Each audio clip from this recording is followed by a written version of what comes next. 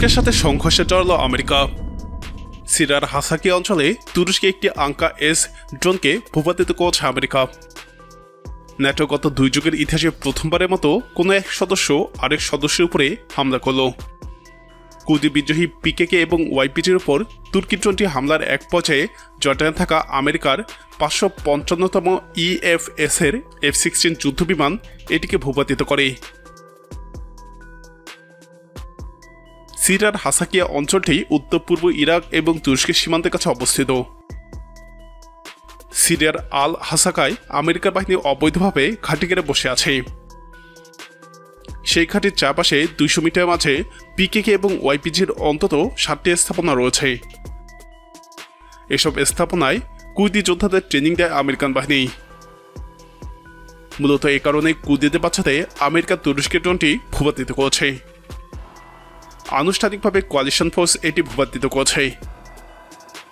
এই ঘটনা আমেরিকা এবং তুরস্ক দুই ন্যাটোভুক্ত দেশের মধ্যে আরও দূরত্ব সৃষ্টি করবে। এদিকে দিনভর তুর্কি হামলায় হতাহতের সংখ্যা বেড়ে চলছে।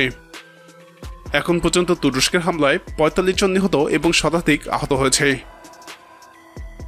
তুরস্কের এয়ারফোর্স কুর্দি যোদ্ধাদের বিরুদ্ধে পিকেকের উপর আক্রমণের জন্য অন্তত 12টি কমব্যাট অ্যান্ড রিকনেসান্স ড্রোন মোতায়েন করছে।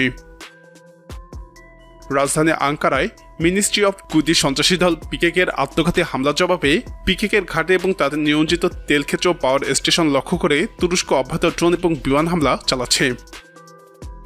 তুরস্কের রাজধানী আঙ্কারায় বোমা হামলার প্রতিক্রিয়ায় ইরাকের কুর্দি এলাকায় বিমান হামলা করেছে তুরস্ক। হামলায় ইরাকের 5 জেলায় অনেক সন্ত্রাসীকে দমন করা হয়েছে বলে জানিয়েছে তুরস্কের প্রতিরক্ষা মন্ত্রণালয়। কুর্দিস্তান ওয়ার্কার্স পার্টি বা পিকেকের একটি শাখা আঙ্কারায় হামলার দায় স্বীকার করেছিল। ইরাকে হামলা শুরু আগে তুরস্কের জাতীয় নিরাপত্তা সংক্রান্ত এক বৈঠকে সিদ্ধান্ত হয় যে আঙ্কারায় হামলাকারীরা সিরিয়া থেকে এসেছিল। তুরস্কের পররাষ্ট্রমন্ত্রী হাকান ফিদান বলেন, এটি নিশ্চিত যে 2 হামলাকারী সিরিয়া থেকে এসেছিল এবং তারা সেখানেই প্রশিক্ষণ পেয়েছেন। এখন থেকে ইরাক এবং সিরিয়া থাকা সশস্ত্র কুর্দি গোষ্ঠীগুলোর অবকাঠামোতে আমাদের নিরাপত্তা বাহিনীর জন্য বৈধ টার্গেট। আমেরিকাকে উদ্দেশ্য করে তিনি বলেন, ওইসব এলাকা থেকে তৃতীয় পক্ষদের সরে যাওয়ার জন্য পরামর্শ দিচ্ছি আমি।